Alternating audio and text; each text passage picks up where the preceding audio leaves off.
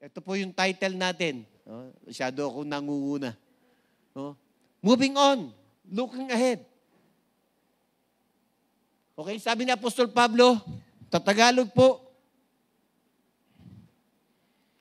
sabi niya, hindi ko sinasabing nakamtan ko na ang lahat o kaya naging ganap na ako. Sa halip, patuloy akong nagsusumikap para makamtan iyon. Dahil ito ang layunin ni Kristo Jesus nang tawagin niya ako. Amen? Mga kapatid, hindi ko sinasabing naabot ko na ang ganap na buhay. Ngunit ito ang ginawa ko ngayon. Kinakalimutan ko na ang nakaraan at pinagsisikapan ko makamtan ang nasa hinaharap. Sabi ng verse 14, tulad ng isang manlalaro, nagpapatuloy ako hanggang makamtan ito o makamtan ko ang gantimpala na walang iba kundi ang pagtawag sa akin ng Diyos. Na mamuhay sa langit sa mamamagitan ni Kristo Jesus, tayong malalago sa pananampalataya ay magkaroon sana ng ganitong kaisipan. Pero kung hindi ganito ang pag-iisip nyo, ipapaunawa ito sa inyo ng Diyos. Sabi ng verse 16, ang mahalaga ay patuloy nating sinusunod ang mga katotohanang natutunan natin. Amen? So marami po tayong natutunan sa nagdaang taong 2023. Hindi pa pala lumilipas. Last day pala ngayon. From the start ng January, napakadami pong preaching. Napakadaming katuruan ang narinig natin about family. Amen? Marami ang narinig natin na pamilya sa bawat mga MCs ang nagiging malago sa pananampalataya. Marami tayong narinig na mga kabataan na nanunumbalik sa Panginoon. Marami tayong mga may sakit na pinagaling. Marami tayong nawalan na nagkaroon. But all of these things should be put behind us. Tama na po yan. Even our success. Kahit na ikaw ay naging successful ngayon, you have that purpose in life. Amen? Kung ikaw ay naging sikat, kami ni Pastore, iniwasan na namin mag-artista. Kasi tama na yung kasikatan na yun. Lipas na yun. Habang tumatanda po tayo, dapat nagiging matatag ang pundasyon natin. Hindi ko sinasabing kalimutan nyo ang mga naganap. Pero wag nyo siyang buhatin. Na-remember ko yung preaching ni Pastor Aces na may dala-dala siyang backpack. Akala namin mag-aaral ulit ng high school. Ang laman pala nun, puro bato. Ano ang ibig sabihin nun? Bitawan mo yung mga bagahe. You cannot move forward kung punong-puno ka ng bagahe sa buhay. Kagaya ng sinasabi ni Apostol Pablo, kalimutan mo na yan. Amen? Kaya ano po ang lesson natin dito? He referred to not looking back at past relationship, memories, failures, temptation, or anything that might distract from a single-minded focus to upward call of God in Christ. Namamangha ako dito kay Apostol Pablo. Nakakulong. Nakakagawa ng kabutihan sa tao.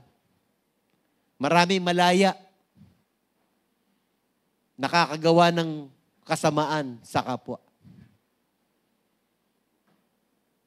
Amen? So, sabi niya, this lesson is to inspire his audience. Paul drew on the image of an athlete running a race with uncompromising determination to reach the finish line and win the prize. Wala pong atleta o runner na tumatakbo na lumilingon sa likod. Nawawala yung focus. Kung kayo po ay runner, malalaman nyo yan, na once nagbaling ka ng iyong paningin, yung wind, nagsasagabal yan sa iyo sa pagtakbo. Amen? And that lesson. If we want to win the prize, we must focus forward. Amen? To let go of past mistake, stay focused on our spiritual journey and strive towards the ultimate goal of eternal life in Christ. Kapatid, hindi ka ginawang mahirap. Hindi ka rin ginawang may sakit. You are made perfect by God. Nung last December 24, Mami, no, namasyal kami. Unfortunately, may nangyaring sakuna. Medyo natalisod si Sister Edna ron sa isang baitang. Bumagsak yung balikat niya at saka yung mukha niya doon, no, yung kaliwang mukha niya doon sa isang hotel, no? So, namaga, nagdugo. So, pagbalik namin ng Makati, dinala ko siya sa Makati Med. And alam ko, sabi ko, medyo ano to, kaya kailangan matingnan ng doktor. Sabi rin ni Vince, Dad, patingnan na natin. So, we are there, siguro mga 6 o'clock o 7 o'clock. O, ang daming test, tinesyo, siniti scan, in-x-ray. After that, binubulungan ko siya habang nandoon siya doon papunta sa CT scan. Just pray. Just pray. You are healed already. Amen? Paglabas, pagtapos, nag-result, yung CT scan, negative, yung kanyang braso medyo may konting fracture. Sabi ko nga, overnight, God will heal that. Oh. Kasi ang alam niyo ba, na ang Diyos ay nagre-recuperate ng katawan natin pag tayo'y natutulog. Kaya sabi ko, di bale, okay lang yan, mag-arm sling ka muna. Yan ngayon ang uso. But God truly is a faithful God.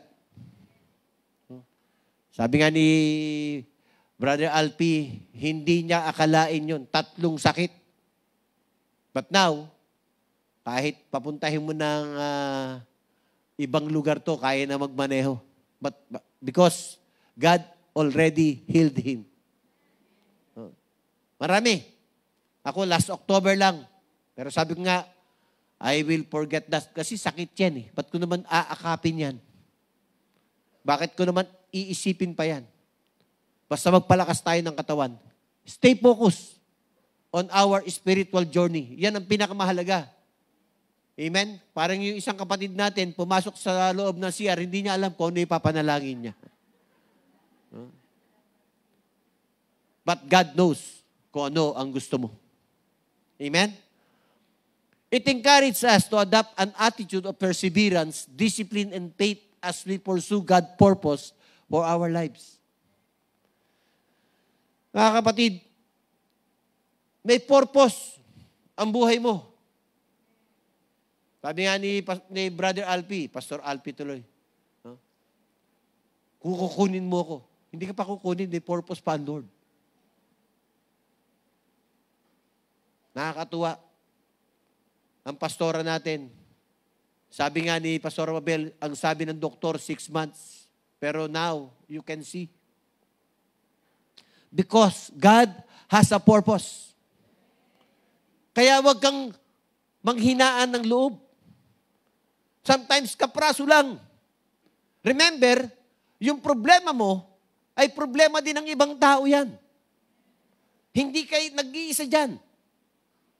Kung sila nalagpasan nila yan, definitely, malalagpasan mo rin yan. Ikaw pa, Kristiyano ka. Minsan, doon tayo natatalo. Kasi, nawawala yung encouragement natin sa ating sarili.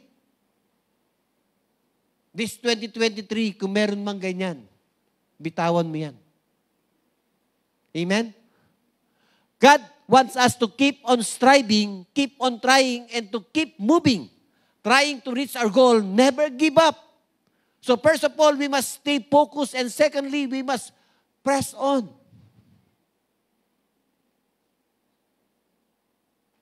Minsan sa work natin, pagod na tayo. Pagod na pagod. Madalas sinasabi yan ni Pastor Robel dahil ang layo ng biyahe.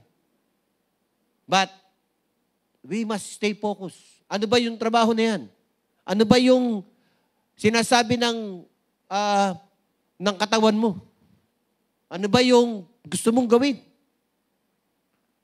Press on.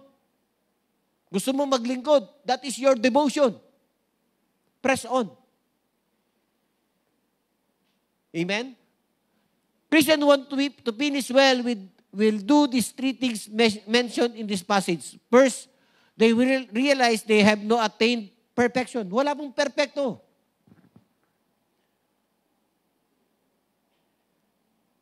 Maliban kay Perfecto Yasay, napatay na ngayon. Walang perfecto, mga kapatid. Then, they will refuse to be paralyzed or to become complacent by the past. Minsan po yan ang humihila sa atin. 10 taon ng patay. Pag pupunta ka doon, halos yakapin mo pa yung lupa. Tama na. We remember our loved ones. But remember, may katabi ka pang mahal mo sa buhay. Hindi lang sila. Diba? Kahit nga aso ngayon, iniiyakan. Pinalilibing. May mga sarili ng sementeryo. Pero mga kapatid, tama na yan. Huwag kang i-refuse mo, mapaparalyze ka niyan. Even sa work, even sa studies, mga kabataan, kung may failure ka, huwag kang magmukmuk. Huwag kang pumunta sa sulok at sabihin, kawawa naman ako. Hindi ka lang ang nag-fail. Pati ako nag-fail din. Pati si kuya nag-fail din. Pati si ate nag-fail din. Pati kapitbahay mo nag-fail din.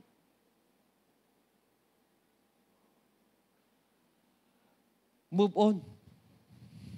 Move on. Amen? And they will intensely pursue the calling of Christ until God called them home.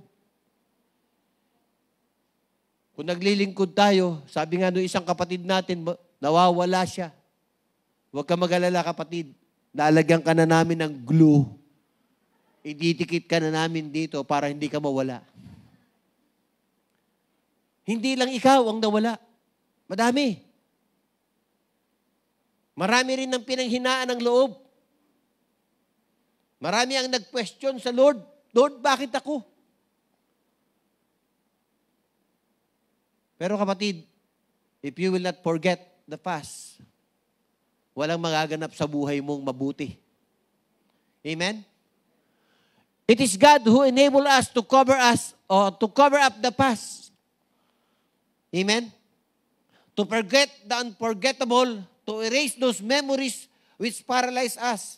God surround us with His love and shout, your past is forgiven. Amen? From such redeeming grace, we find that peace which comes in forgetting. That peace enable us to forget, to begin anew. Marami kang kasalanan. Kapatid, hindi lang ikaw. But God is shouting, you are forgiven. You are redeemed. You are healed. Amen? Isinisigaw yan ng Diyos. Bumubulong ang kaaway. Mahina ka na. May sakit ka na. Ang sasabihin ng Diyos, huwag kang maniwala, magaling ka na. Amen? Sabi ng doktor, mihina ang puso mo. Ang sabi ko, lalakas at lalakas din yan. Amen? Hindi ka makapagsasalita sa loob ng 6 na buwan. Sometimes, hindi ko sinasabing huwag tayong maniwala sa doktor.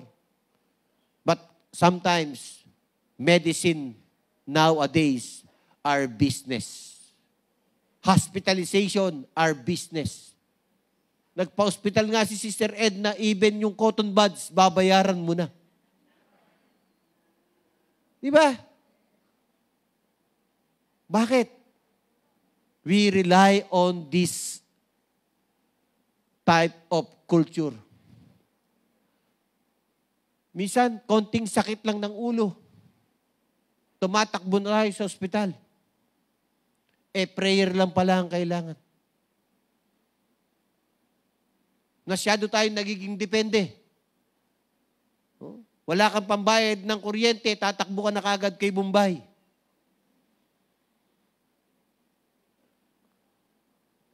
Remember, God will enable us in everything. How do things which are behind us hinder our progress in spiritual growth? First, holding to emotion like bitterness and unforgiveness can slow us down and even keep us stuck in the past. Yung iba, sobrang hindi makalimot. Inagawan lang pala siya ng lollipop. Yung iba naman, akala mo nawalan.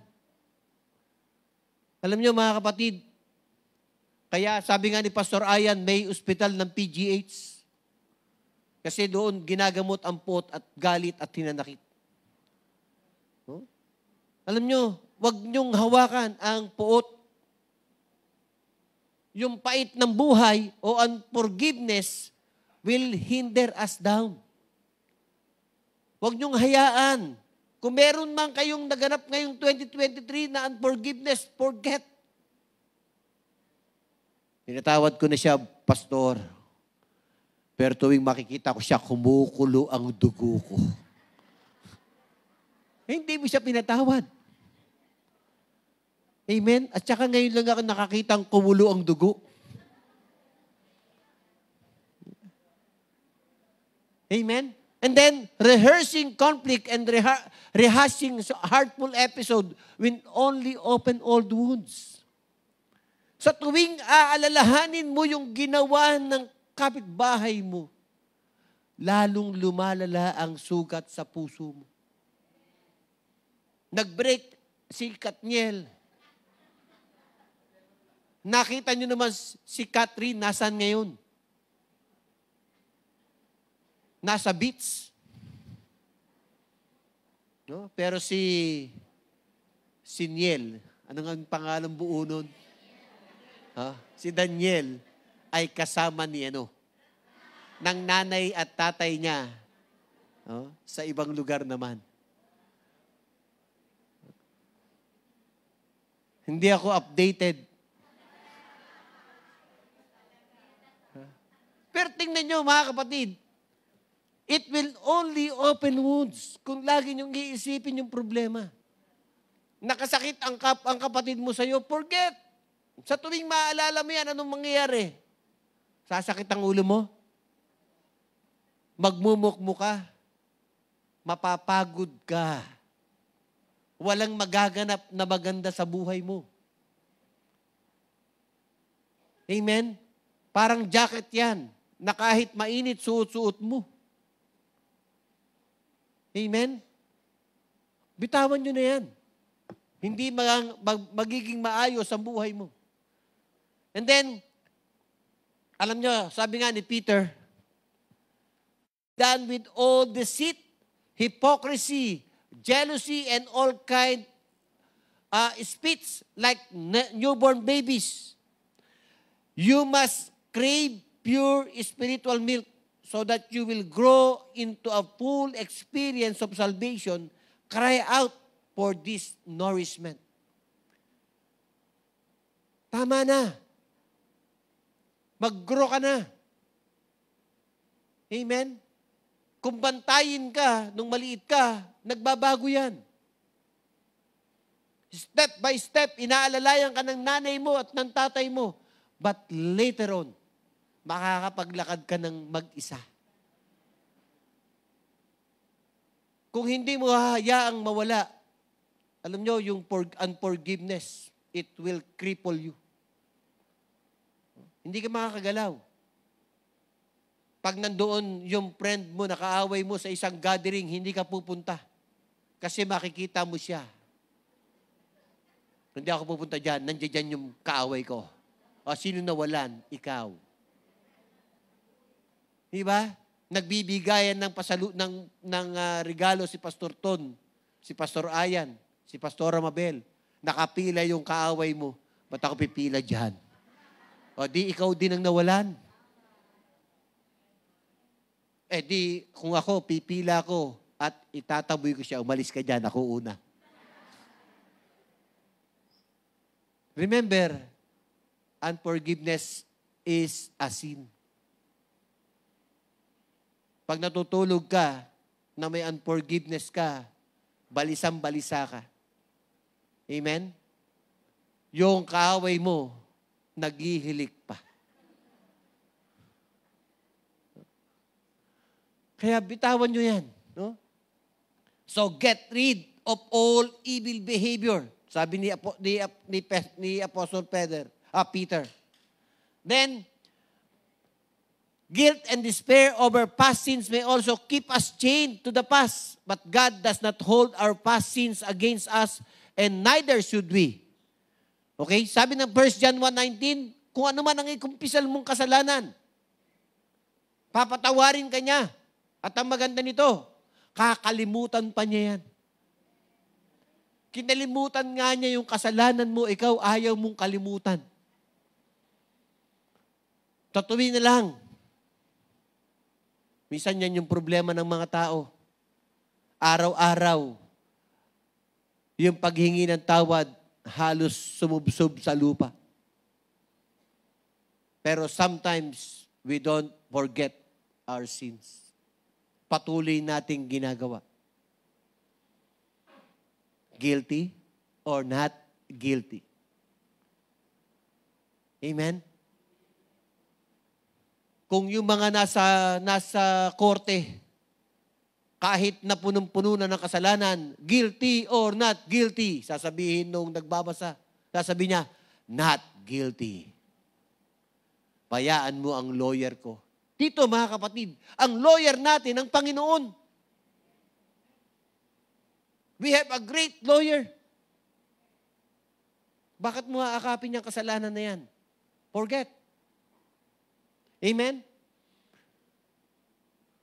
There are far better things ahead than any we leave behind. Nung iniwan ko yung pag-uunyon ng 18 taon, nawalan ba ako, kapatid? No. Ang daming magagandang bagay ang naganap sa buhay ko. Nung iniwan ko ang isang pagkakamali, maraming naging tama sa mga darating na araw sa buhay ko. Sabi nga ng isang kapatid, kung may nawala, nawalan siya ng kita doon sa prutas. Ngayon, yung prutas tumutubo na sa bahay niya. Why? Dumadagdag ang pagpapala ng Diyos sa isang mananampalataya kahit may nawawala. We cannot outgive God. Remember, ang Diyos po ay hindi mahirap.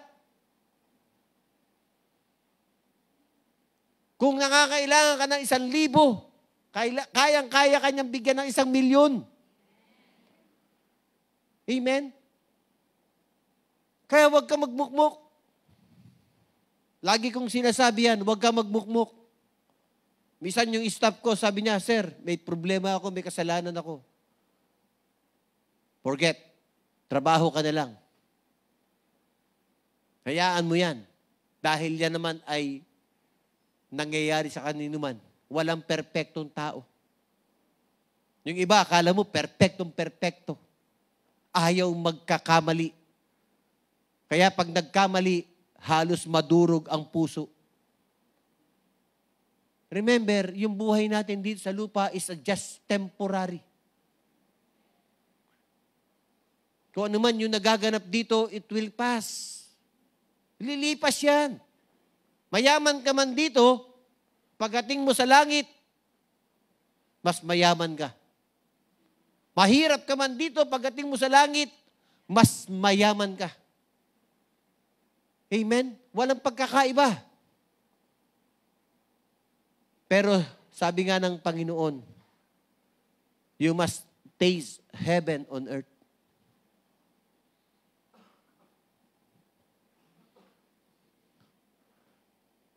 What are the benefits of pressing forward, mga kapatid?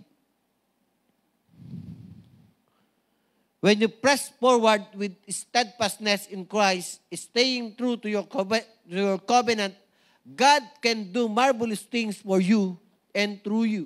He can help you feel hope, comfort, and peace at the same time. Package. Package, mga kapatid. May pag-asa ka na, may comfort ka pa, may kapayapaan ka pa. Kaya nga, ang tao habang nabubuhay, dapat laging may pag-asa.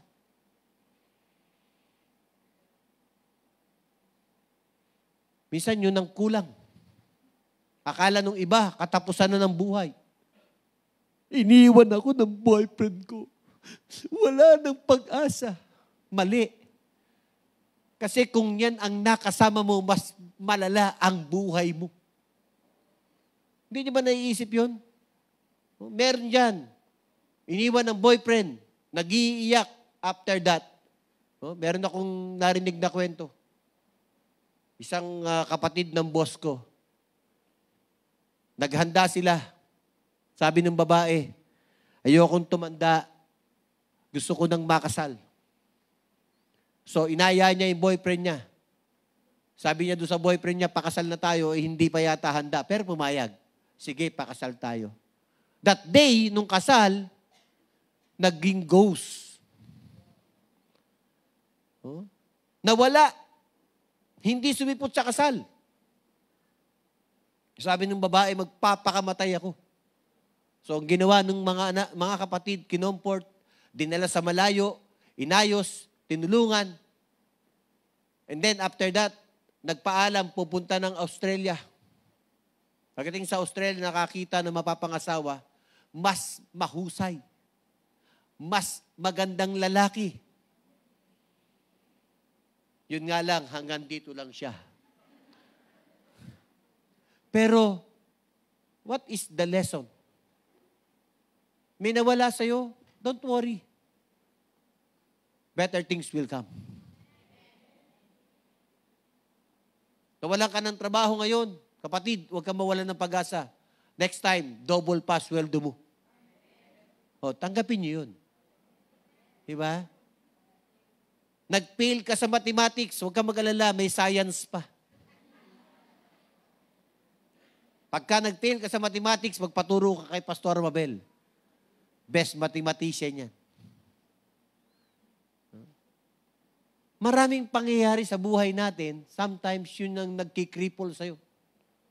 Kaya ako, sabi ko sa mga anak ko, kalimutan nyo na yan. Why? We will always depend on our God na kayang magbigay ng bagong buhay sa atin.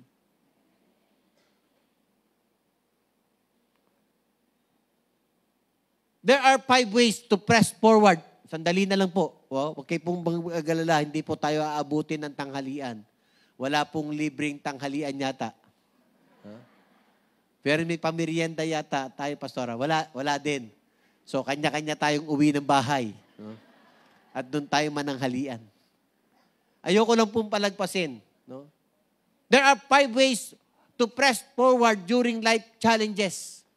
First, accept life on life terms. No? Ganyan talaga ang buhay. Kahit Kristiyano. Sabi nga dyan, acceptance of what happening in your life can be very painful. When certain life events happen, you may feel angry, lash out, and want to throw it back to the universe for a redo. Bakit ako, Lord? Bakit ako ba? Sinusubukan kita para maging matatag ka. Kung nakakapagsalita lang ang Diyos, sasabihin sa'yo, puro ka reklamo. Hindi mo ba alam na ito ay para sa iyo. Marami tayong trouble. Ako lang sa opisina, napakaraming trouble. Nung isang araw lang matatapos na ang magpapasko, bagong taon, may trouble pa rin. Pero sabi ko rin sa mga driver, kayang-kaya nyo yan. Last time, that was the day ng UP and Lasal basketball game. Isang OD na sasakyan, bumangga sa truck namin. Unfortunately, yung sasakyan na yun, nagpabalintong-balintong siya sa North Skyway at sumabog. Namatay yung driver. At 21 years old na batang Lasalan yan. Taga-Lasal yan. No? Grabe. Nung nakita ko yung pangyayari, yung kinikwento sa akin yung pangyayari, kasi pumunta ako doon, nalulungkot ako. Kasi batang-bata. Nalulungkot yung mga driver at pahinante namin dahil nga sa nangyari. Sabi ko sa kanila, ganyan talaga ang buhay. Hindi nyo yan kasalanan. Nangyari lang yung sitwasyon na yan. But I'm very thankful because you are alert enough na maitakas yung dalawa pang sakay. May nawalang isa, may kapalit na dalawa. Taga-UP, isang babae, isang lalaki, taking up mechanical engineering course. Sometimes this is life. Kaya dapat maging smart tayo. Yung buhay natin sa labas, hindi yan nababantayan. Yung mga nanay at tatay natin, hanggang loob ng bahay ka lang kayang guide niyan. Paglabas mo, bahala ka na. So you must be smart. Meron akong isang boss, sabi niya, paano ko ba tuturuan tong anak ko? Ngayon lang makakaranas na magbiyahe na mag-isa. Sasakay ng LRT o MRT. Ang una kong tinuro, sabi ko, yung bag, wag ilalagay sa harap. Sa likod, sa harap. Para nababantayan niya. So we must work smart. Kasi ang buhay natin, mga kapatid, sabi nga, instead of persisting and suffering when things don't go your way, dwelling on the disappointment or denying that you are hurt or frustrated, recognize your feeling and accept them. This is the first step in becoming grounded. Accept what is. Maraming disappointment. Pero i-accept mo yan. And learn from that. Learn from that. Amen? Patutunan nyo. God is our refuge and strength and ever-present help in trouble. Therefore, we will not fear, though the earth give way and the mountain fall into the heart of the sea, though its waters roar and foam, and the mountain quake with their surging. Psalm 46, 1-3. May mga challenges, mga kapatid. But you can overcome them.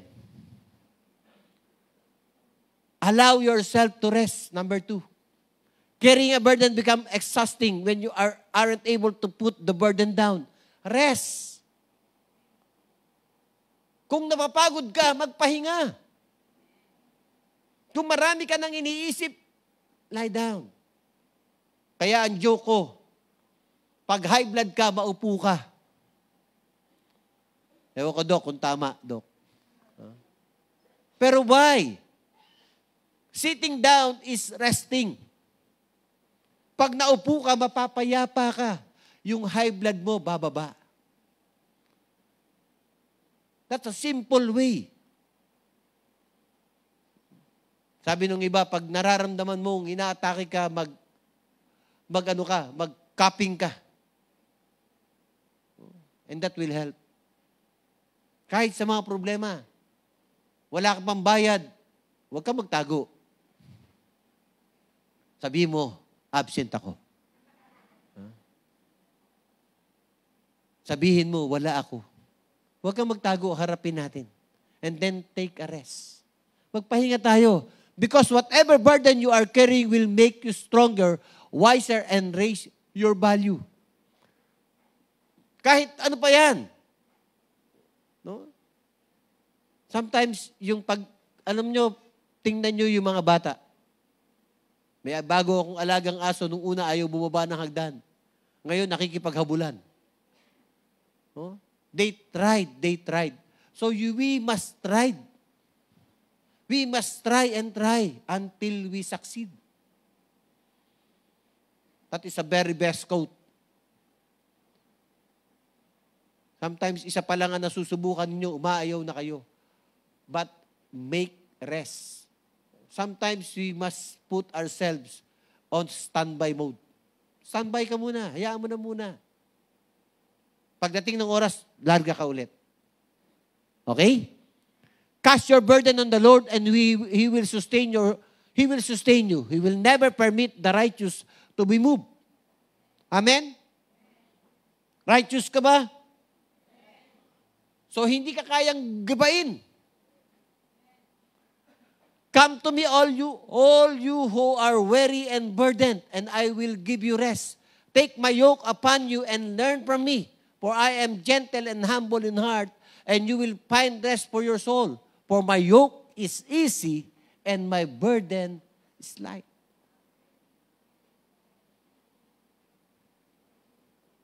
Nahihirapan ka, kapatid. Ang dami mong problema. Bigay mo sa Lord. Siya ang bahala. Ako, lagi kong bilin.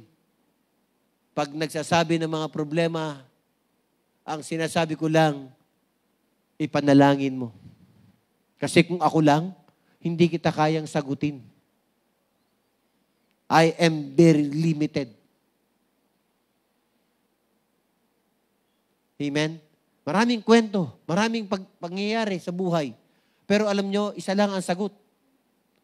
Tell it to our God. Amen? Then, practice gratitude. Be grateful for how far you've become and remember all the blood, sweat, and tears it took to get where you are today. Kaya hindi ako mawawalan ng pagpapasalamat. Salamat, Pastor Ses. Salamat, Pastor Mabel, Pastor Ayan, Pastor Ray, Pastor Jean, sa lahat ng mga kapatid. Because I am not here now because kung wala kayo na tumulong sa akin. Hindi ko yun makakalimutan.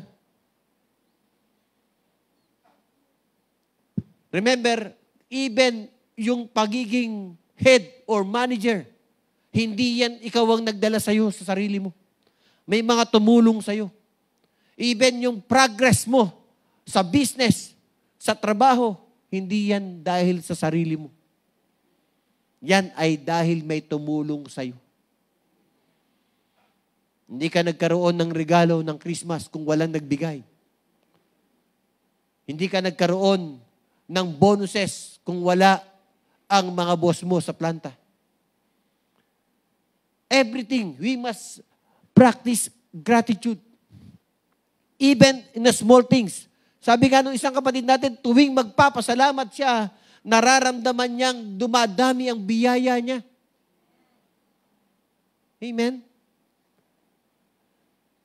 Kaya yung biyaya, pag tiningnan mo, yan po ay dalawang bagay. Pagpapala sa buhay mo at pagpapala sa iba.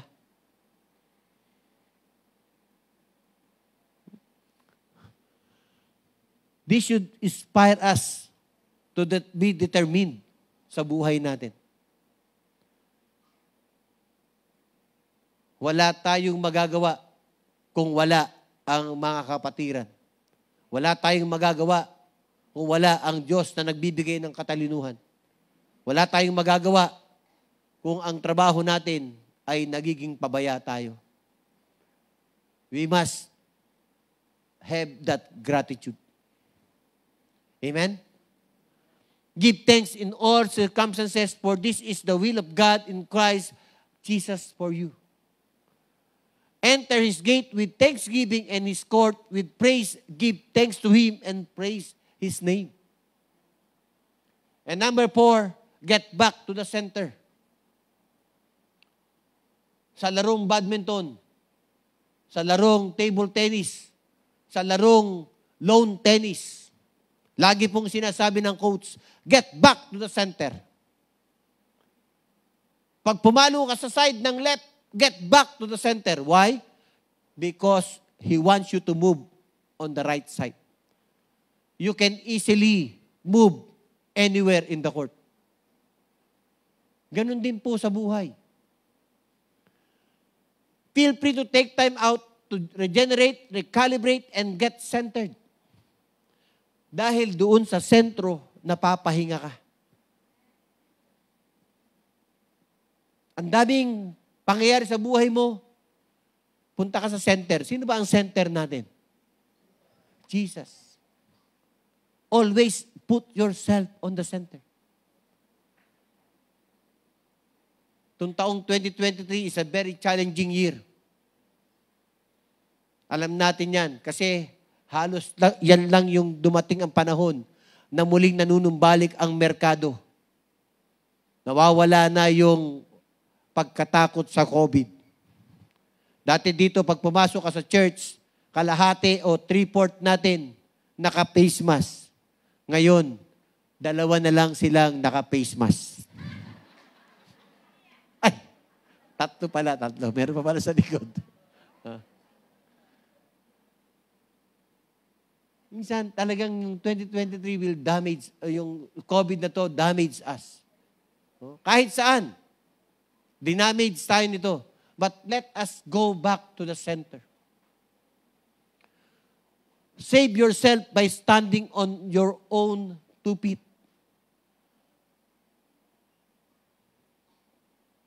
Minsan, ang iba kapraso pa lang. Hirap na. Kapatid, stand up. Yung kanta natin kanina, saan ka nakatungtong? Sa pundasyong ginawa ng Diyos. So bakit ka magigiba? Hindi ka magigiba because you are standing in the center where Jesus is with you. Amen? Give your entire attention to what God is doing right now and don't get worked up about what may or may not happen tomorrow. God will help you deal with whatever hard things come up when the time comes. Amen? Number 5, press forward. Believe your end result will reward every step of your climb as you continue moving forward. You will take complete ownership of your life because you possess the qualities of top. Amen? Press forward. Napanood nyo ba yung pag nanonood ako ng rugby o yung football, kahit anong hirap, they will push forward to score. In running, you must push forward. Minsan nag-aaya si Pastor Ray, takbo tayo ulit 21 kilometer. Sabi ko, try natin muna sa 3 kilometer. Wala na tayong practice. Bagamat naglalakad ako, pag nag-game ako, mga 8 to 10 kilometers, naglalakad ako niyan, hindi ako sumasakay sa golf cart. But iba yung takbo. You must have that discipline. You must have that pressing forward. You cannot outdo yung kaaway kung ikaw ay magbibigay lang ng parang hinay-hinay sa buhay mo. Kung gaano kalakas siya, dapat ganun ka rin kalakas o mas malakas ka pa. Because you have that powerful God. Alam nyo, sabi ng iba, dati daw, pagka tumatawid ka sa tawiran ng mga runner, mayroong mga nakalagay dyan na parang rope or ribbon na iko-cross mo. Ngayon, wala na. Kasi nagiging automatic na. Meron ng, tawag nito, picture sa pagtawid. Pero alam nyo, ngayon ko lang nare-realize, kaya pala may ganun. Because they press forward. Kaya, kung maliit ang problema mo, lagpasan mo na. Para matuto kang lumagpas pag lumaki na. Kahit sa pagbibigay, umpisahan mo sa maliit hanggang sa lumaki. You must press forward. Amen? Dear brothers and sisters, when trouble of any kind come your way, consider it at an opportunity for great joy. Amen? For you know that when your faith is tested, your endurance has a chance to grow. So let it grow. For when your endurance is fully developed, you will be perfect and complete, needing nothing. Sabi po yan sa James 1, 2-4. Sinabi ba dyan na walang dadaan ng problema ang isang mananampalataya? No. But it will let us grow. It will make us strong. Alam nyo yung problema, nandiyan yan. Sabi nga ni Pastor Mabel, pag wala ka ng problema, nasan ka na kaya?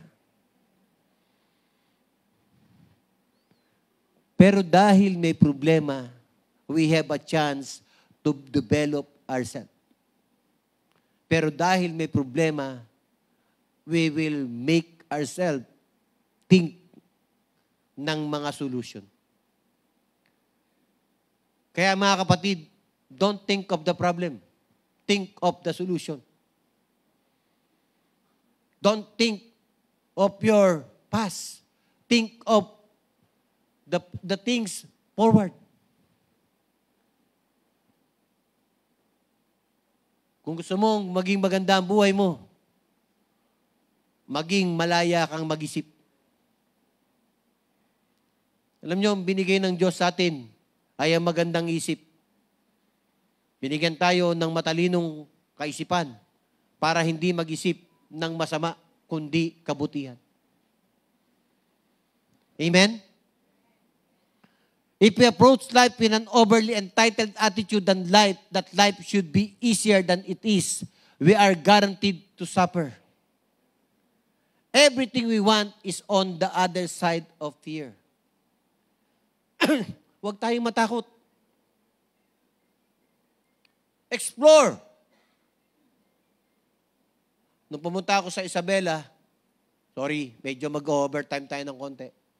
Pumunta ako sa Isabela, pumunta kami ni Pastor Ray. We are amazed. Hindi ko maalis sa aking isip na sabihin, napakagaling ng ating leader. Tinuturo niya sa atin kung paano mag-explore. Tinuturo niya sa atin kung paano mangarap. Amen? Don't give up. Mangarap tayo kasi kung lagi tayong takot, hindi tayo makakagalaw. Alam nyo, kung ang tao'y laging takot sa COVID, walang magaganap sa buhay niya. Pero mag-ingat naman tayo. May sakit ka na, huwag ka nang lumabas para hindi ka na makapanghawa. Wala ako sakit. Wala akong sakit. Huwag na. Mag-stay ka sa bahay, magpalakas ka. Yung iba, masyadong complacent. Amen? Everything we want is on the other side of fear. Amen? Belief is the key to having a great life. If we believe there is a reason for life challenges, then we will learn the lesson. Again and again. Everything we want is on the other side of fear. Sabi nung anak ko, lagyan mo dad ng conviction. Totoo po yan. Kaya kung ikaw gusto mo magmaneho ng sasakyan, magmaneho ka. Basta may professional kang katabi. Don't have fear. Huwag kang matakot. Kung gusto mong umasenso, maghanap ng bagong negosyo, try. Gusto mong maging maganda ang buhay mo, try. If you keep trying, you will succeed. Paano kung hindi ka nagtatry? May magaganap ba? Amen? Don't look back. Stop dwelling on the past. Don't let anything behind you interfere with your present progress or future efforts. Huwag nyo nang hilahin ang bagahe. Pabayaan nyo na yan dyan. Kaya si Pastor Ray lilipat ng bahay, yung mga luma raw na gamit, hindi na niya dadalahin. Ipamimigay niya sa akin.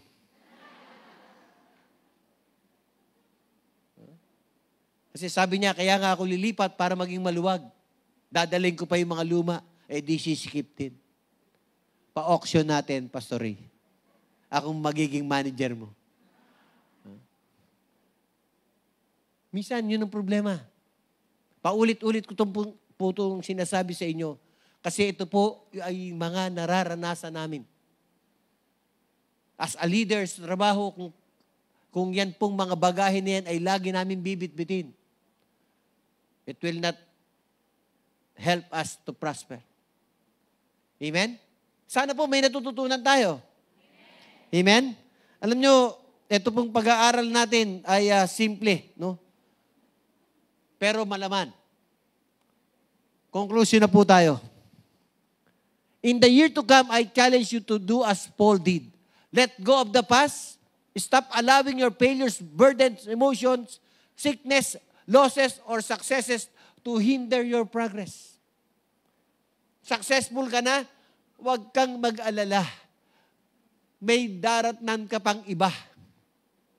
May maliit na bahay ka, sabi mo nga kapatid, 3 floor. Sa susunod, 6 floor na yan. Don't stop dreaming. Like Joseph, nung siya'y nag-dream, ano nangyari? He was one of the greatest people sa panahon ng Panginoon. Amen? Marami po. Nagbabasa ako ng mga history ngayon. Sabi ko, ang dami. Kung itong taong ito hindi nagpagamit, walang narating ang kanyang mensahe ngayon. They don't stop dreaming.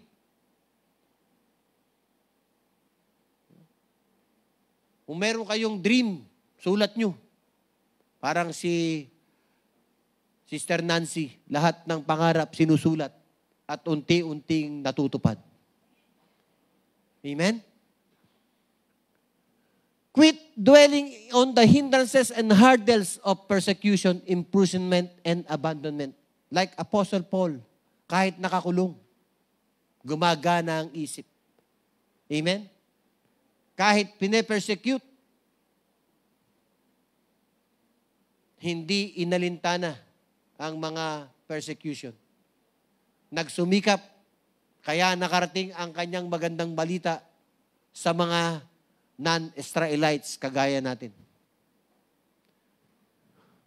Stretch out to the future with God's help. Set some spiritual goal for the new year. Bible habits, witnessing role, baptism, or membership. Kagaya po ng nagaganap ngayon, 2 Sunday na, punong-puno tayo. Sana po, every Sunday, punong-puno tayo at mas lalo pa tayong mapupuno. Amen? Keep running towards the goal. Run to win God's prize. God wants to give you a crown for His glory. Run for it with a passion.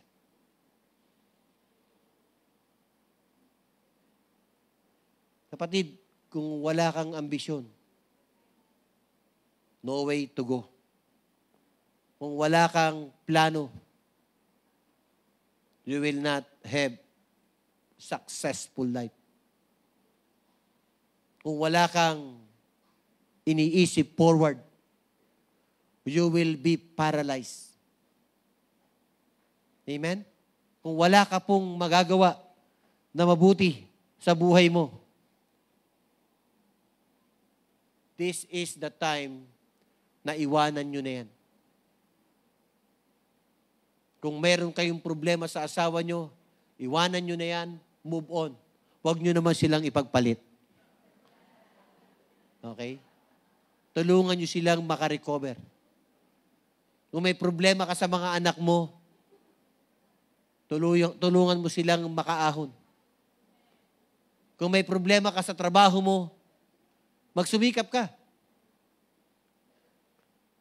Nothing is impossible. Amen? Kung lagi kang napapagalitan ng boss mo, next year, siya naman ang pagalitan mo. Kasi achiever ka na. Amen? Pero bawal yun. Insubordination yun. Kung meron kang problema sa trabaho mo, sa eskwela, mga kabataan, learn to study hard. Kung dati, petik-petik ka, ngayon, mag-aral kang maigi. There are a lot of competition, mga kapatid, lalo na sa pagtatrabaho. Napakadami. Oh? Minsan, mag-i-interview ka, napakadami. So, never let your guard down. Amen? Amen po ba? Move on and press forward. Happy New Year to everyone. Tayo pong lahat ay tumayo